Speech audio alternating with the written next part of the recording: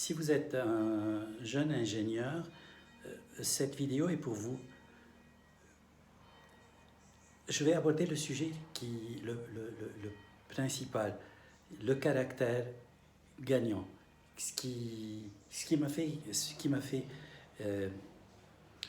gagner et faire ce que je suis au niveau d'entreprise et que j'ai appris à d'autres. Donc, il y a plus aujourd'hui de 150 personnes qui sont devenues des patrons. Donc, cette méthode, si vous vous y mettez, si vous accrochez, elle donne des résultats, elle continue à donner des résultats. Il y a même des succès qui dépassent le mien. Un des patrons de Toyota aujourd'hui, c'est quelqu'un que j'ai formé et que j'ai recruté comme ingénieur de l'AUB. Et donc là, je vais vous parler de mon parcours. Et à travers ceci, vous allez voir combien ce trait de caractère est le plus important. Ma première expérience, donc moi j'ai fait le CIB. Mon premier contact, j'étais en deuxième année donc de cours. Je voulais gagner un peu d'argent. Et donc, je me suis inscrit, je me suis dit pourquoi pas. Donc, j'avais vu une annonce chez Soled pour vendre des encyclopédies. Je me suis dit, vendre, c'est pas moi. Je fais des études d'ingénieur. J'avais fait un stage avant à la MEA sur tous les ateliers techniques, donc bien appréciés par les directions. Je ne sais pas ce qui m'a poussé à prendre cette décision qui a changé toute ma carrière par la suite. Parce que c'est là-bas qu'en 2 mois, j'ai découvert que mes talents, que j'ai communiqué, que j'ai formé d'autres personnes à les avoir par la suite, m'ont permis de faire plus de ventes que le patron n'avait lui-même, qui avait 15 ans d'expérience, de faire sur toute l'année. Et donc avec une proposition que bien sûr j'ai refusée parce que je voulais continuer. Alors, mon argument, il est qu'un ingénieur qui prend la fibre d'être convaincu qu'il peut être un ingénieur de vente et un entrepreneur n'a pas d'égal. Il a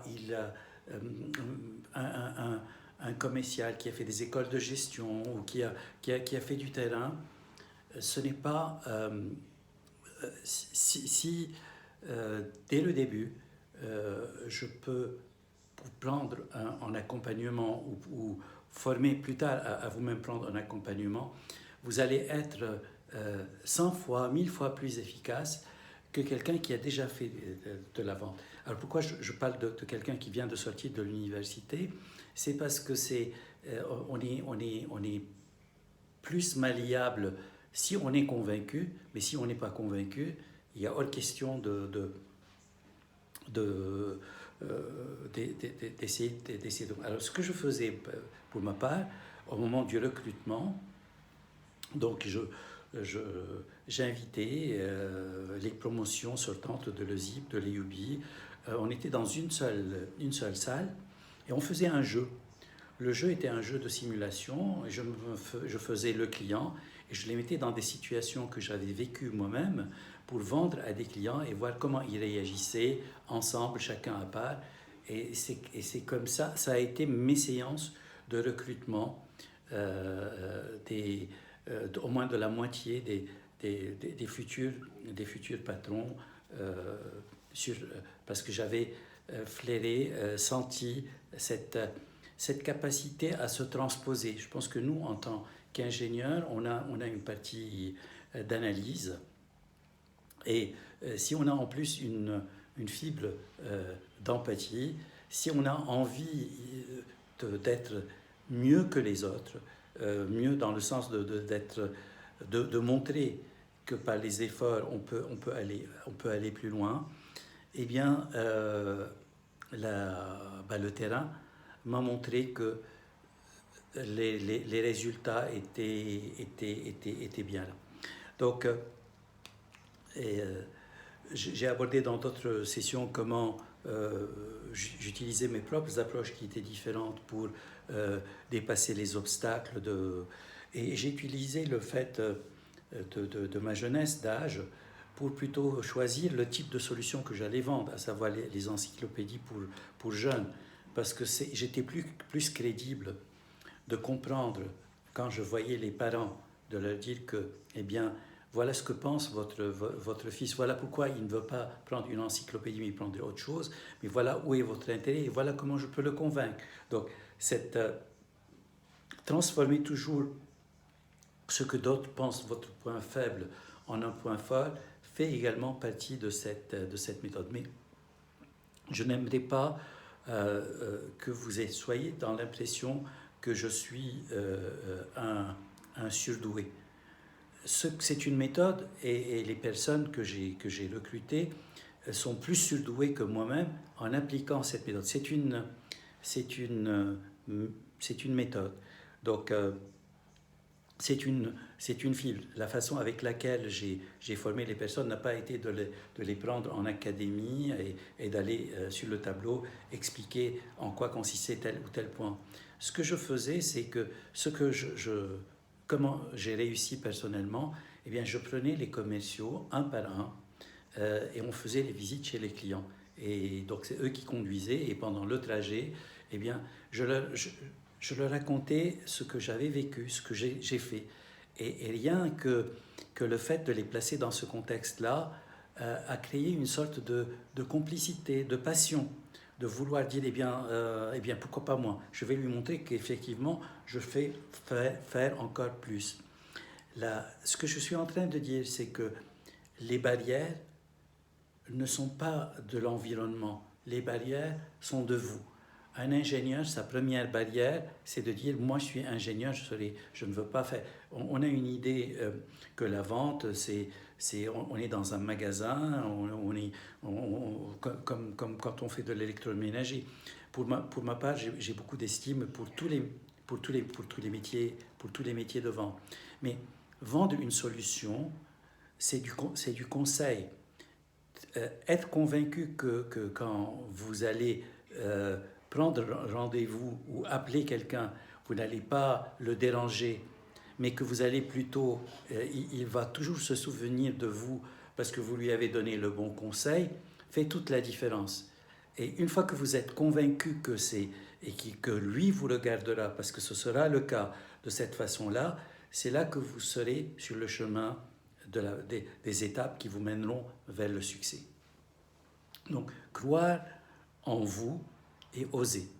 Oser, c'est le plus important. Je vais vous donner, quand j'ai terminé mes études de ZIB, j'avais perdu également mon père, donc je suis parti, j'étais boursier donc, en France pour faire le Conservatoire national des arts et métiers, et il fallait faire un stage. Et je connaissais personne. Je débarquais du Liban, je n'avais pas encore mon passeport français. Et donc, mon collègue Saïd m'a dit, écoute Antoine, je ne sais pas comment on va trouver notre stage. Je lui ai dit, écoute, j'ai été au quartier de la Défense et j'ai vu qu'il y avait beaucoup de patrons qui voulaient là. Eh bien, viens avec moi, on va y aller. Et c'est comme ça que on a passé la matinée et j'accrochais les clients. Et pour moi, ça m'a rappelé, c'est comme une séduction en fait, c'est comme quand vous voulez, il y a une fille qui vous plaît et que vous voulez aujourd'hui trouver la bonne approche. Il faut avoir confiance en vous, et ça c'est progressif, ça vient avec le temps. Il faut vaincre votre peur et se dire que vous n'avez rien à perdre, que au pire, il va se dire il me fait perdre mon temps. Et donc le charme, l'accroche et surtout les arguments. Et moi, mon approche était de dire au patron, eh bien, écoutez, je vais prendre quelques temps pour vous dire, je fais telle école, donc le Conservatoire national des arts et métiers, et en plus, je parle l'arabe, je parle l'anglais, le français, je sais que vous faites de l'international.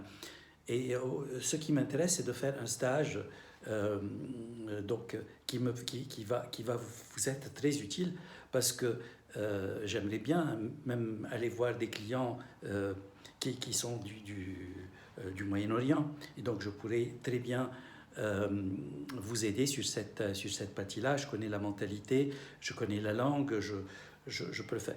Et donc, là, j'ai vu le premier, j'ai vu le deuxième.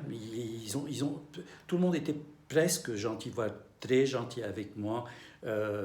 J'ai abordé des messieurs, j'ai abordé des dames, tous les gens qui avaient la physionomie d'être des patrons. Donc, on avait commencé à 9h30 du matin, il était presque 18h, donc la journée se terminait. Et il y avait un monsieur donc, qui descendait justement d'une des tours de la Défense.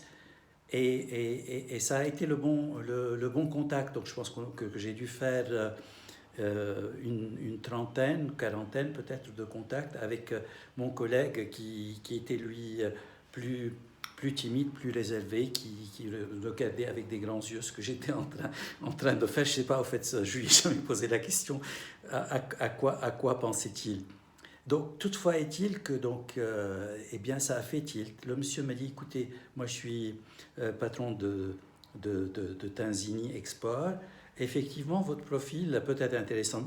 Personnellement, on n'est pas en train de recruter un stagiaire. Mais je connais quelqu'un qui ça peut intéresser. Vous pouvez commencer quand? Je lui ai dit, bah, demain. Il m'a dit, bah, très bien. Il a appelé, il a dit Michel, c'était Michel Verdier de Bergeron Calicois, qui était également directeur d'Export. Je pense qu'ils travaillaient ensemble sur des projets. Je pense que j'ai quelqu'un. Alors mon collègue lui a dit, écoutez, on est deux. Il a dit, ben, j'ai deux collègues qui pourraient justement. Et c'est comme ça que j'ai commencé à faire le stage.